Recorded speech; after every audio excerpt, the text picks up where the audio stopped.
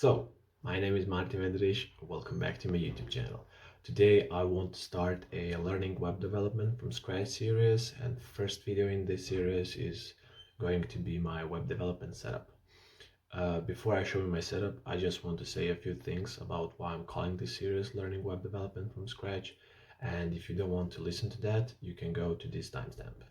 In first video, I said that I am a second year computer science student, and that's true, but so far in my college experience, I didn't learn anything connected with web development whatsoever. What I've learned in 2 years of my college experience so far is how to think like a programmer and how to solve problems in low-level languages like C and a little bit of object-oriented programming in Java and a little bit of Python. There was one course where we had a project to build a weather station, and my part of the project was to build a basic HTML, CSS, and JavaScript website to display data. But since I didn't know how to do that, I just Google it and I just copied and pasted. On that project, I actually enjoyed the whole process of just building websites. And even though I was copying and pasting, it was really interesting to see how you just write some lines and the website comes to life. This was probably the first time I realized I would like to be some sort of web designer, web developer, whatever. And after few talks with my colleagues, with some of the professors, I decided that I would like to be a full stack web developer in the future. Earlier this year, when I did a Project 50 challenge, I decided that one skill that I will learn through the whole 50 days was web development. But I was learning it for the 50 days, and after that, I just stopped. I, I didn't do it anymore. And what I've learned was really basic HTML, CSS, and JavaScript.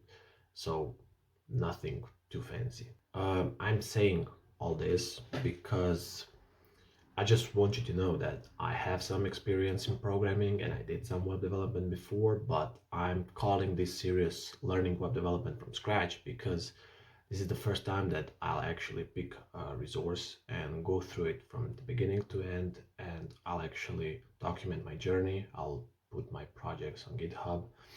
It will all be public. So this is first time where I'm starting from zero and going to the end until I get the job. And I just want to document the whole journey. So that's why it's called Learning Web Development from Scratch. Now that that's out of the way, I want to show you my web development setup. So we can go to my laptop so I can show you. So now that we are on my laptop, I'm going to show you my setup. And the first thing we can talk about is my Linux distribution of choice, which, as you can see, is Ubuntu. I decided to go with Ubuntu because it seemed relatively easy to set up in a dual boot configuration. And yes, I am running a dual boot configuration. I have my Windows 11 on my SSD and I have Ubuntu 22.04 LTS on my HDD. I was running Ubuntu in a virtual machine for a little bit, but I didn't like it because my laptop has 8 gigabytes of RAM and it was really slow. I was running virtual machine, VM, and everything else was just slow. So I decided I have 1 terabyte of hard drive, might as well just use some of that space for Ubuntu partition, and that's what I did. First, I want to talk about some apps and settings that if you're someone coming from Windows to Ubuntu, these settings might be useful and you might find them useful because your user experience will be better. So the first thing I did was turn on minimize on when you click on your dash, my apps just minimize. And you can turn this setting on with this line of code. If you just want your apps to minimize, then just use minimize. Don't use or previews. I want to see my previews because sometimes I have multiple windows open of files, let's say, and sometimes let's say I'm in my dev here, and in the other one I'm at my, let's say, I don't know, downloads. I have nothing here. But if you turn off minimize, then whenever you just click here, they both will minimize. And when you have turned on previews, you can see your previews and you can see this is downloads, this is dev. So that's why I have it on. Next setting that I turned off is show mounts false. And when that's true, your mounts will show on your dock under your favorites. I didn't like that because sometimes you might have few mounts and it's just cluttered. I would like to have as little apps as possible, so that's why I turn it off. If I need my mounts, I go to my files and I do go to other locations and I can see all of my mounts there. Now I want to talk about some apps that I find really useful. One of them is this app right here. It's called Albert and it's like Mac Spotlight or Windows PowerToys Run. It's a search, and with Albert you can just open it up. You have your search bar and you can just search something on the web like Google, YouTube, Amazon, whatever. But you can also open your apps for example, Spotify. I can open my Spotify. You can I can shut down my laptop. I can do like 5+5, whatever. If I want to see something or open something really quickly, I just use Albert. Another app which is really useful is GNOME Sushi. And with GNOME Sushi, you can preview files without opening them. So if I want to see my dot profile, I can just double click, it will open in gedit and I can edit it. But if I want to just quickly glance and just preview it, see some line of code, I can just press my spacebar and GNOME Sushi will open it in a preview. Then to go over a few more basic apps, we have Spotify, which you already saw. Then I have Discord, I have Gparted, HTAP. Kdenlive is my video editor of choice. It is an app I use to edit my videos on my Windows partition as well. Then we have OBS, then we have Synaptic, which is package manager, Timeshift for backup, GNOME Tweaks, I think that's what's called. And with GNOME Tweaks, we have Caffeine right here. So it just enables my screen to be awake at all time. VLC and LibreOffice to do some college work when I'm in my Ubuntu partition. Now I'm going to show you apps I use to learn web development. And first we have my browser, which is Google Chrome. Then we have Terminal, which is default Ubuntu terminal. And then we have Visual Studio Code. There's nothing special to say about Chrome and Terminal. Terminal is nothing special.